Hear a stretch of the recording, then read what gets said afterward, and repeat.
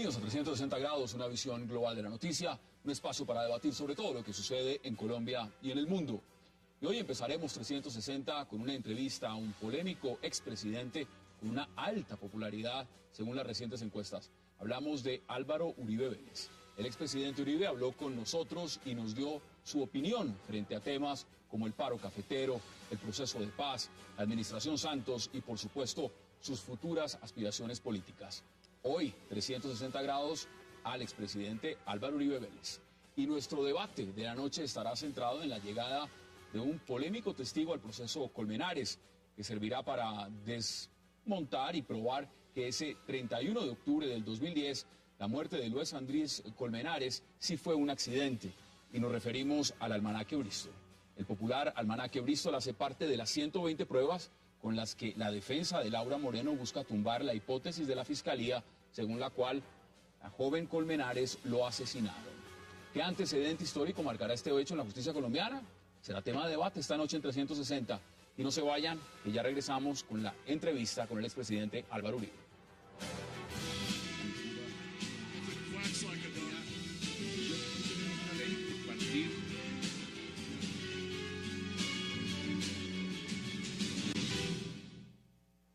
Le recordamos a nuestros televidentes que pueden escribirnos en nuestras cuentas en Twitter, en los banners de @360 grados /al piso. Y vamos de inmediato con la entrevista al expresidente Álvaro Uribe Vélez. Señor expresidente Álvaro Uribe, qué placer que haya aceptado usted esta invitación a 360 para esta entrevista. Gracias por estar acá. Bueno, mi gratitud a usted, Hassan, mi gratitud al canal y mi saludo a todos los televidentes. Vamos por partes y muy puntuales. El tema del paro cafetero. ¿Usted cómo ve lo que está pasando en este momento con el sector cafetero cuando le están fijando también responsabilidades a su gobierno de que supuestamente abandonó a los cafeteros? Bueno, usted me hace una pregunta muy compleja, entonces tengo que responderle por lo final. El gobierno nuestro lo que hizo fue, primero fijar un precio mínimo de 300.000 pesos. Y después, en el último acuerdo, se fijó un precio mínimo de 650.000 pesos la carga. Le dimos todo el apoyo a los cafeteros. Nunca hubo un paro cafetero. Imagínese usted que nosotros pusimos en práctica la ayuda para que en los programas de renovación cafetera, mientras se recuperaba la plantación de café, pudieran tener unas cosechas de maíz y de frijol. Eso se financió, fue muy exitoso. Nosotros empezamos ese programa de renovación cafetera con un aporte del fisco muy importante, año tras año. Asistimos a todas las reuniones cafeteras, le dimos un gran impulso para que tuvieran las tiendas Juan Valdés y siempre hubo las mejores relaciones con los cafeteros de Colombia que tenían como fuente el esfuerzo de nuestro gobierno por ayudarles y el hecho de tratarlos con todo afecto, como tratamos a los sectores productivos de Colombia. ¿Usted cree que se ha politizado el tema del paro cafetero? ¿A usted lo vinculan? Dicen, ¿cómo es posible, digamos, por parte del gobierno del presidente Santos, que estén coincidiendo la extrema izquierda y la extrema derecha, dicen ellos, el senador Robledo y usted, por ejemplo, frente a esta causa?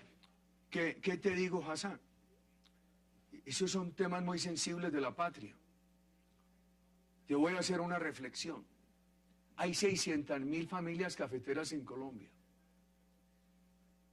El café, cuando yo estaba joven, llegaba a representar el 60-80% de las exportaciones de Colombia.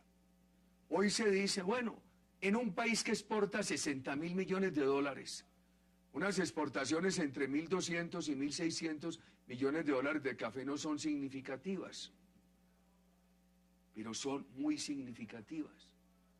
Imagínese usted que esas 600.000 familias cafeteras de Colombia, además de que tienen su sustento del café, son familias que hacen una enorme contribución al consumo de alimentos, al consumo de vestuario, al consumo de calzado.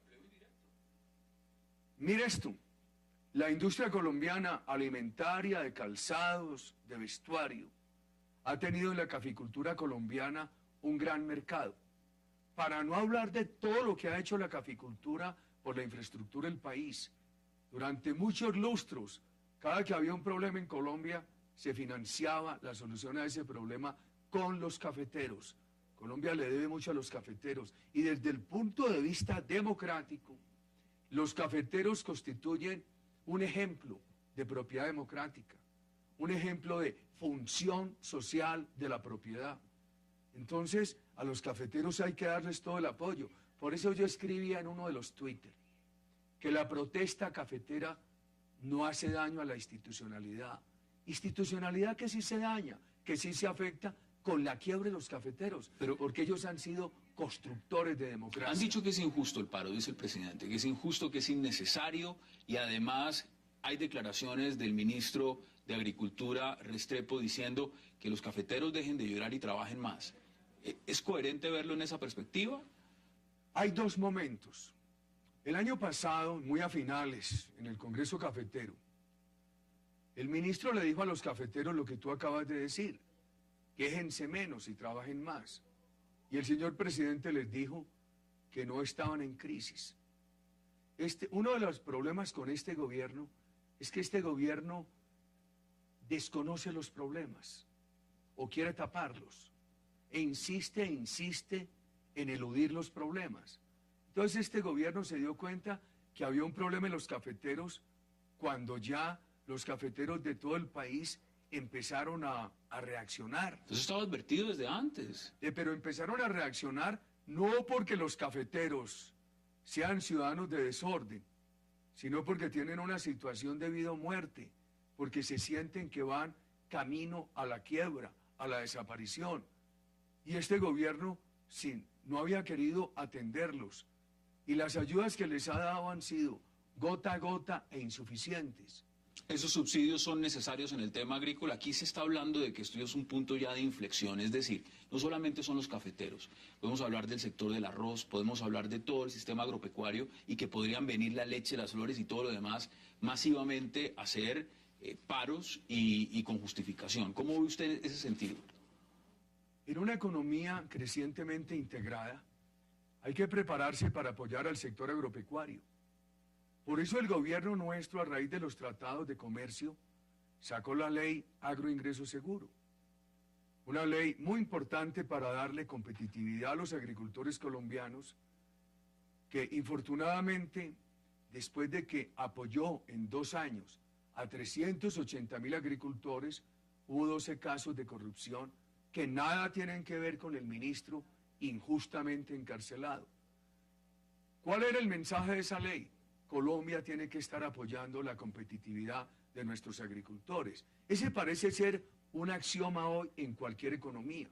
Ahora, uno puede llegar a desgranar esto por temas y por causas. Por ejemplo, una de las causas es la revaluación, pero el gobierno nuestro también la tuvo. A nosotros se nos bajó el dólar de casi 3.000 pesos. El precio internacional. A 1.800. A eso tuvimos dólar. Y sin embargo, nos pusimos de acuerdo con el Banco de la República para que tomaran unas medidas. Nosotros tomamos otras medidas de control de capitales golondrinas, etcétera. Apoyábamos a los cafeteros, a los otros productores. Un día los apoyábamos para que pudieran pagar las primas de coberturas. Esto es, venda cafés futuros. Y que le garantice este dólar, que es un dólar remunerativo. Camine, renovemos esta plantación. Camine, el gobierno se la subsidia, etcétera. Este gobierno va entonces, en su opinión, a tener que seguir con la misma línea. Va a tener que buscarle el subsidio y el ayudo, y está en deuda con los cafeteros. Y con el sector agropecuario. Ahora, por un lado hay un tema de tasa de cambio, por otro lado hay un tema que hay que compensarlos, por otro lado, por ejemplo, el tema de los arroceros. El tema de los arroceros parece ser un tema de contrabando. Hay que ponerle todo el cuidado a esa frontera con Venezuela, porque aquí no está llegando el problema del arroz, que debería estar hoy a 110.000, 115.000 pesos el quintal y está a 85. No es un problema de arroz de los TLCs, es un problema de contrabando. Inclusive Venezuela ha dejado de ser productora, ha dejado de ser autosuficiente. El que nos envía llega aquí de contrabando y que Venezuela lo ha comprado en otros mercados. El tema de las flores, el tema del banano. Están diciendo que con el café pasa lo mismo, que se está prácticamente, aunque lo están negando, que se está trayendo café, no se sabe si para completar y luego para exportar. Pero ese es un tema. Quiero abordar otros temas con usted. Mire, El tema de la lista al Senado, el tema de la política, cuénteme cómo va eso, cómo va esas declaraciones. Yo he escuchado y las he leído cuando dice que el gallo viejo vuelve a la gallera. Cuénteme exactamente de qué se trata. Pues hombre, me quedó mal dicho. Debí decir el gallo viejo que nunca se ha retirado de la gallera. Me traicionó esa noche el subconsciente, porque a mi señora le preguntaban en una ocasión, Álvaro, ¿cuándo empieza campaña? Y ella dijo, nunca ha dejado de hacer campaña. Mire, Hassan, yo le debo gratitud a mis compatriotas. Me eligieron 2 veces presidente. Mientras yo tenga una gotica de energía, tengo que estar en la lucha. Pero se le nota que tiene mucha, está viajando por todo el país. Ahora, ¿eso quiere decir que va a encabezar? Eso quiere decir que seguimos en la batalla. Un país que ha visto deteriorar la seguridad, que le está dando hoy señales de pánico a la inversión, que ha burocratizado la política social. La política social avanza en titulares y en burocracia, pero no avanza en coberturas. Un estado derrochón. Es que a mí me preocupa que aquí hay tanta largueza, tanta amplitud para crear burocracia y tanta avaricia para apoyar a los cafeteros. Se acabó el diálogo con los colombianos. Este gobierno militariza la protesta de los cafeteros, pero es totalmente indulgente, benigno, complaciente con la FARC. Un partido político la semana pasada, sus directivos expresaban enojo con la FARC. No porque la FARC asesinara policías, sino porque insultaron al presidente en una carta. Imagínese usted. Todo esto nos obliga a hacer política. Defendamos la seguridad, la inversión popular. Usted habla de las FARC y leí una entrevista de las FARC justamente de Iván Márquez y dice lo siguiente. A ver, y me va a poner... No me ponga a hacer raciocinio sobre bandidos, pero me pareció muy directo porque no han reconocido a las víctimas, no han reconocido la tortura en los secuestros, no han reconocido prácticamente absolutamente nada de lo que está en la agenda de La Habana y todavía en la entrevista han dicho que ellos tampoco secuestraron a su padre. Es que a mi padre no lo secuestraron. Allá llegó un frente de la FARC a secuestrarlo a mi padre con mi hermano, que resultó gravemente herido. Una hermana que la escondió una maestra, unos 12, 15 individuos de la FARC en 1983. Y mi papá, que era un hombre valeroso, que además no iba a dejar que secuestraran sus hijos, menos su hija menor, y que había dicho toda la vida que no pagaba un peso ni caminaba un paso. Apenas vio que llegaron esos tipos de la FARC allá, sacó la pistola, se atrincheró en la casa, empezó a dispararles y lo mataron. Y mi hermano salió por otro lado a defender a mi padre y lo hirieron gravemente. Mi hermano es sobreviviente por milagro. A mi hermano le atravesaron un pulmón con una bala de fusil de la FARC. ¿Cómo ve ese proceso? Y usted ha sido muy crítico del proceso, pero estamos en una etapa sobre la cual ya hay críticas. Y ahorita vamos a hablar porque le quiero mencionar una encuesta Gallup que no sé si ya leyó, donde la popularidad y la favorabilidad del presidente Juan Manuel Santos está en picada, pero tiene mucho que ver con varios factores, los paros, el tema de La Habana y demás. Brevemente, antes de que hagamos una pausa, cuénteme cómo ve usted ese proceso. La verdad es que lo que se llama un proceso de paz debería estar mostrando ganancias de paz, y aquí lo que hay es más violencia. Están sentados negociando en La Habana, pero reaparece un frente de la FARC en Jacopí, Cundinamarca. Se trata de reagrupar otro frente de la FARC en el oriente antioqueño. En La Guajira, en el Perijá, dominan las FARC. En algunas de las ciudades, las BACRIM. Se deteriora la seguridad. Hoy me llaman de Florencia y me dicen, le vamos a mandar un mensaje contándole casos gravísimos. El gobierno nuestro hizo contratos de infraestructura muy importantes para el país. Uno, la segunda carretera al Ecuador. Dejamos, el último contrato es de 130 kilómetros, de Santana al Puente Internacional de San Miguel, por una extorsión que no pagaba la firma de ingeniería. Y está bien que no la paguen, le quemaron toda la maquinaria. O sea, uno se pregunta, ¿para dónde vamos? Y además hoy, un secuestrador, Iván Márquez, ordenaba secuestros como el del exministro Fernando Araujo. Hoy está diciendo que quiere hacer política por y Dios, con por toda Dios. facilidad. Eso es una bofetada a la democracia colombiana. Ese individuo escondido en una montaña en Venezuela, protegido por el gobierno de Chávez, y desde allá ordenó secuestros como el de Fernando Araujo. O desde allá coordinaban atentados que, por ejemplo, a mi campaña le hicieron en Barranquilla, que dejaron muchos muertos. O el reclutamiento de niñitos, los grandes embarques de narcotráfico, la extorsión. Ahí hay varios temas. A mí siempre me duele a mí me duele que para la democracia colombiana tenga que soportarse esos protagonismos publicitarios de unos bandidos diciendo que quieren hacer política cuando se han gastado la vida derramando sangre. Eso no es bueno para la democracia, estimado Hassan. Hagamos la pausa, señor expresidente, porque hay otros temas que quiero preguntarle y además tienen que ver con La Habana, pero tienen que ver también con su futuro político, porque me ha contado cosas muy interesantes, pero faltan muchas más. Hagamos la pausa en 360 y ya regresamos. Regresamos a 360 grados y seguimos en esta entrevista exclusiva con el señor expresidente de Colombia, Álvaro Uribe Vélez. Señor expresidente, mire, la última encuesta Gallup habla de favorabilidad. No la vamos a leer toda porque no tenemos el tiempo. Pero en el caso del presidente Santos, como le mencionaba, la favorabilidad va en el 53%. Iba bajando al 44%. Usted está en el 65% de favorabilidad. Siempre está por encima. Y la gran pregunta es, frente a todo el proceso que se adelanta en el país, se habla de la división, del enfrentamiento con el gobierno, ¿cómo explica usted que la gran mayoría de colombianos todavía siguen apoyando su gobierno y apoyando su gestión? Bueno, nosotros trabajamos esos ocho años con mucho afecto y era un diálogo permanente con la ciudadanía. Ahora lo que hay es diálogo indulgente con el terrorismo. Y a la ciudadanía le echan discursos y le hacen anuncios, pero no la oyen, como acaba de ocurrir con el sector agropecuario. Yo soy mal analista de encuestas. Le voy a decir que me preocupa de mi caso, que hay un 32 negativo. Y voy a conversar con todos los colombianos y que me ayuden. Porque, por ejemplo, en eso ha incidido. No, es que Uribe es paramilitar. El gobierno que desmontó el paramilitarismo. Es que Uribe hizo las chuzadas. Unas instituciones del Estado penetradas por bandidos, que a mí mismo me interceptaron el teléfono. Es que la ley agroingreso seguro, lo mejor que se ha hecho para el sector agropecuario. Hubo 12 casos de corrupción que no incumben al ministro. Entonces tengo que explicar todo esto. Porque, sí. Pero usted está en foros. Yo soy un hombre que me sulfuro. Claro. Soy de carne y hueso. ¿El Twitter le ha afectado? Y es muy peligroso.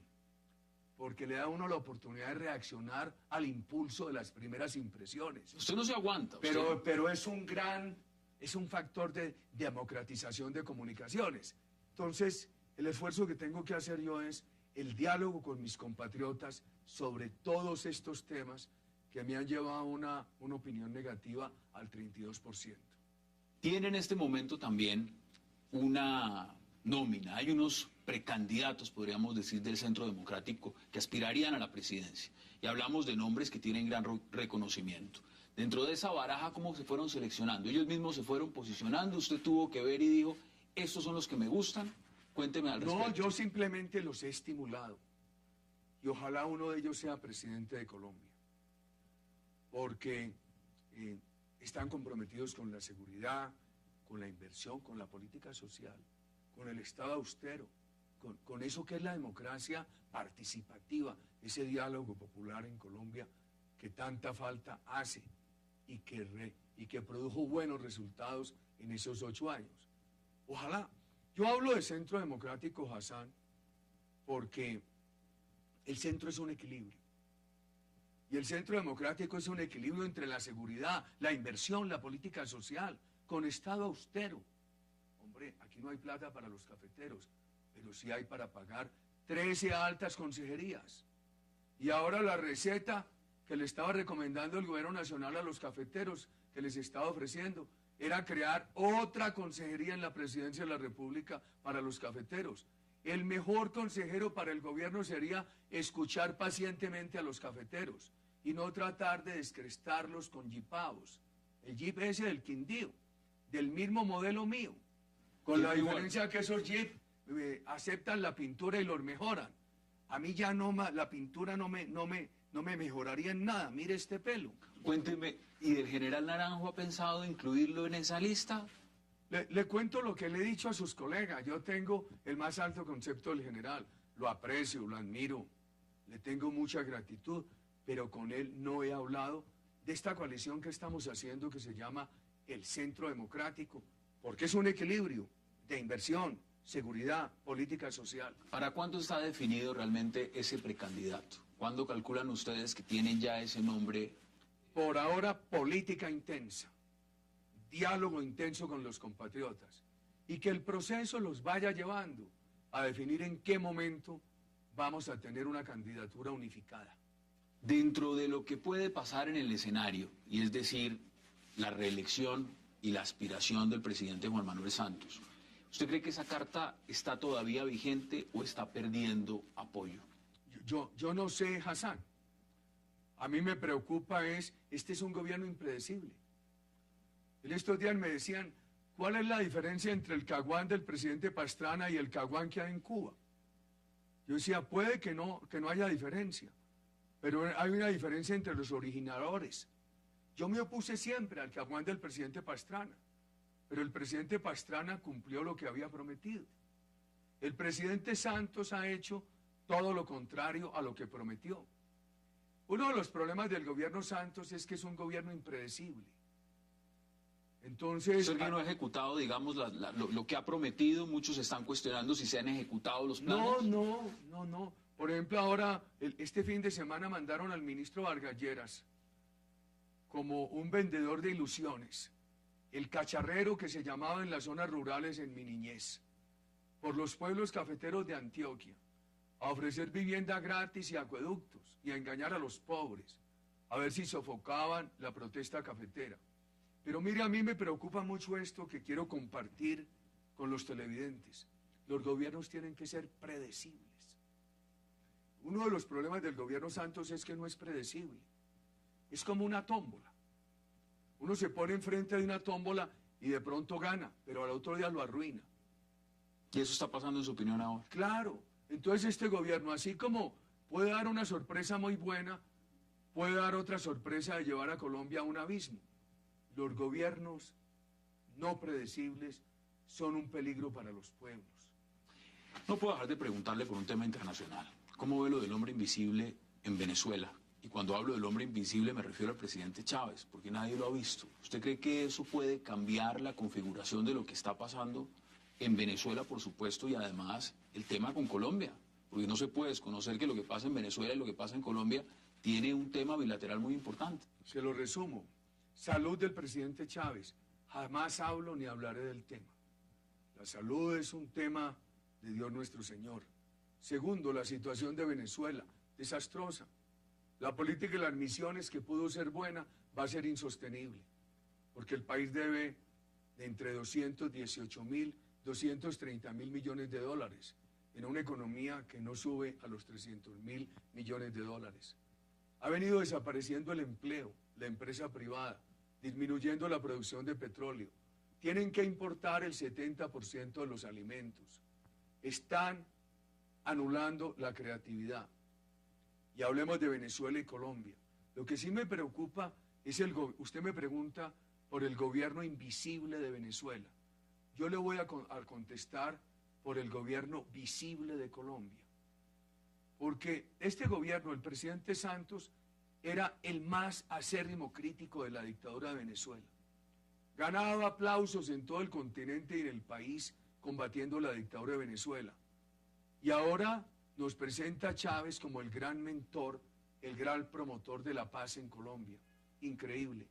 Para mí esos cambios son inaceptables. Antes decía, digamos, que su gobierno era el mejor gobierno y ahora dice que es el peor. ¿Eso es la misma retórica o es el mismo juego? Pues por lo que usted me dice, sí. Ahí hay una serie de paralelos. ¿Eso cómo lo afecta, digamos, no a nivel político, porque usted tiene sus votos, usted tiene su legado? Me refiero más al tema personal, porque de una u otra manera, pues esos votos y ese legado usted se lo encargó a alguien. Y lo que están viendo muchos colombianos, unos sectores, es que ese legado no se cuidó. ¿Eso también le preocupa a fondo? Me preocupa por el país. Porque algunos, por ejemplo, una periodista muy amiga del presidente Santos dice que lo mejor de Santos es que abandonó las ideas que lo habían elegido. Ella lo dice en otras palabras. Dice, lo mejor de Santos es que le hizo tal cosa a Uribe. Yo no repito la palabrita. Y me preocupa por el país, porque veo, nosotros le dejamos una buena herencia. No un país convertido en un paraíso, pero el país venía bien. Se ha deteriorado la seguridad. Este país que había pasado, óigase bien, de 22.000 millones de dólares de inversión, sumando la extranjera, la privada, la pública, la doméstica, de 22.000 a 90.000, ya hay señales preocupantes de pánico de inversión. Y me preocupa que no ha seguido avanzando la política social. Mire, usted menciona... Y también me angustia cuando voy por la calle y de pronto me grita un ciudadano, oye Uribe, es que Santos nos incumplió. Y me devuelvo yo a conversarle al ciudadano y me dice, mire, yo voté porque Santos nos había prometido que iba a continuar las políticas del gobierno que usted presidía, que el país venía por buen camino. Ay, empiezo yo a explicarle a ese ciudadano. Empiezo a explicarle a esos ciudadanos. Entonces sí, siempre hay mucho votante desconcertado, porque el presidente abandonó las políticas que él prometió a Colombia que les daría continuidad. Pues usted lo ha dicho, la contienda electoral está y usted no ha abandonado la política, es decir, sea al Congreso, en la presidencia estará presente. Agradecerle por haber aceptado esta invitación, porque realmente sabemos que tiene una agenda muy complicada. Usted aquí se va de viaje y vuelve y está recorriendo todo el país. No, a ustedes muchas gracias y a los televidentes por su paciencia. Muy amable, Hassan. No, gracias, señor expresidente. Y a ustedes gracias por acompañarnos en esta entrevista exclusiva con el señor expresidente de Colombia, Álvaro Uribe Vélez, aquí en 360 grados. Y esta fue la entrevista con el señor expresidente Álvaro Uribe Vélez. Las líneas están abiertas en el Twitter, @360 grados /al piso. Ahí pueden escribir y opinar sobre toda la entrevista y los debates y enviar sus opiniones y comentarios. Vamos a la pausa. De regreso vamos a debatir sobre el caso Colmenares. No se vayan.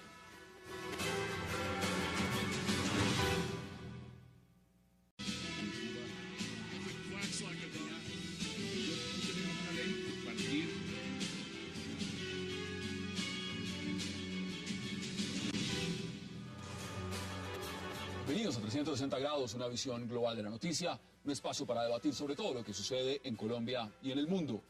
Y hoy empezaremos 360 con una entrevista a un polémico expresidente con una alta popularidad según las recientes encuestas. Hablamos de Álvaro Uribe Vélez. El expresidente Uribe habló con nosotros y nos dio su opinión frente a temas como el paro cafetero, el proceso de paz, la administración Santos y, por supuesto, sus futuras aspiraciones políticas.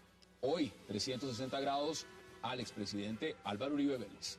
Y nuestro debate de la noche estará centrado en la llegada de un polémico testigo al proceso Colmenares, que servirá para desmontar y probar que es... Señor expresidente Álvaro Uribe, qué placer que haya aceptado usted esta invitación a 360 para esta entrevista. Gracias por estar acá. Bueno, mi gratitud a usted, Hassan, mi gratitud al canal y mi saludo a todos los televidentes. Vamos por partes y muy puntuales. El tema del paro cafetero. ¿Usted cómo ve lo que está pasando en este momento con el sector cafetero cuando le están fijando también responsabilidades a su gobierno de que supuestamente abandonó a los cafeteros?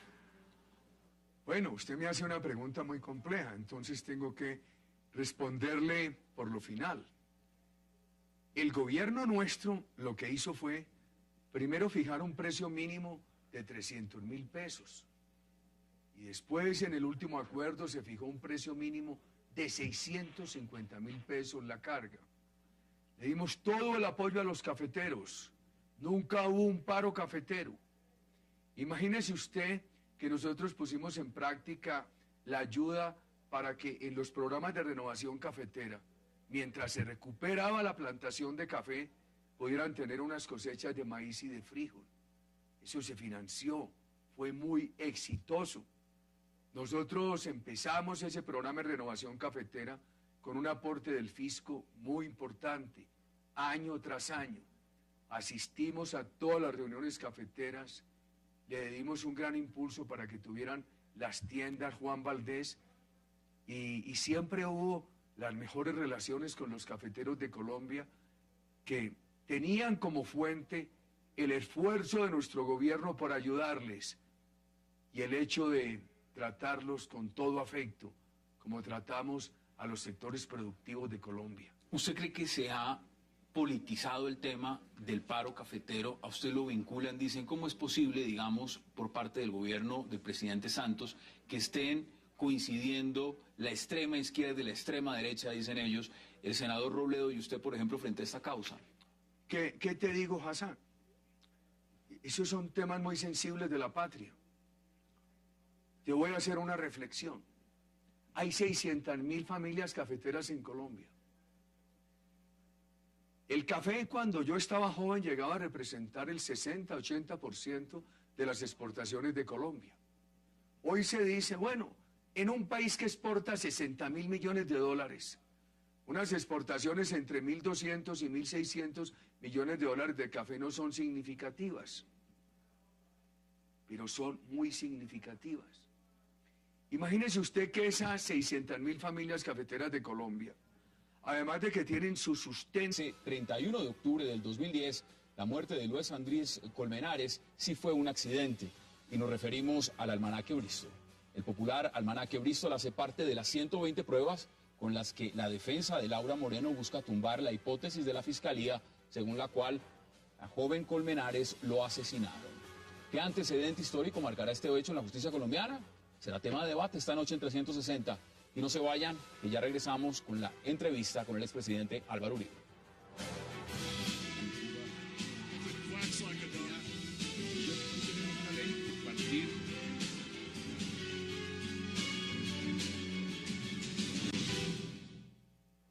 Le recordamos a nuestros televidentes que pueden escribirnos en nuestras cuentas en Twitter, en los banners de @360 grados /al piso. Y vamos de inmediato con la entrevista al expresidente Álvaro Uribe Vélez.